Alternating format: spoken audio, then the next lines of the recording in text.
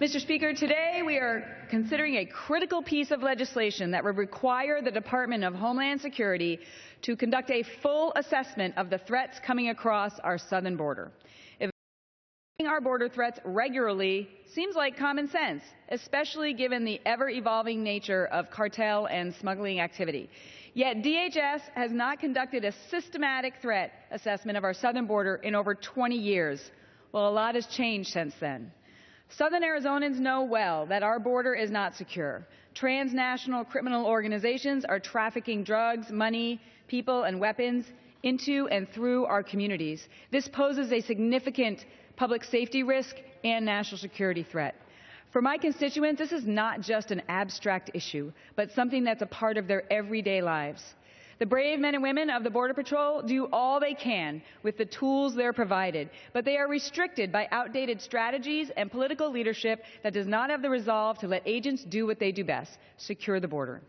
In addition, not only is our strategy based off of outdated information, but the metrics used to measure the strategy are inconsistent and incomplete. The last time DHS measured the security along the border in 2010, a mere 44% of it was under operational control. Recently, DHS claimed they have been over 80% effective along the border. Yet the best analytical research using all available data puts the true probability of apprehension much closer to 50%. Likewise, a month ago, in a hearing I led as the chairwoman of the Border and Maritime Security Subcommittee, the Border Patrol confirmed they only have a little over 50% situational awareness of the border. That means of illicit activity coming across our roughly 2,000-mile southern border, we only know of a little over half of it. We will never secure the border unless we have a full awareness of where we are getting beat by the cartels. The first step to fixing something is actually understanding the problem.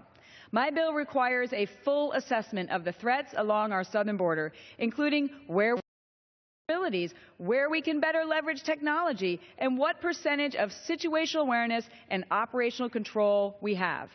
Once we understand and identify the gaps in our defenses, then we can develop a better plan to address those shortfalls through a change of strategy that modifies how we deploy agents, technology, and infrastructure. That's why my bill also requires U.S. Border Patrol to design a new strategic plan based on a new threat analysis required by this bill. Mr. Speaker, there's always a lot of talk about securing the border here in Washington, D.C. It's time to actually take some action. This bill is a critical first step to building trust in our system and in our ability to accurately measure illicit activity along the border and to respond to it. I urge my colleagues to support it, and I reserve the balance of my time.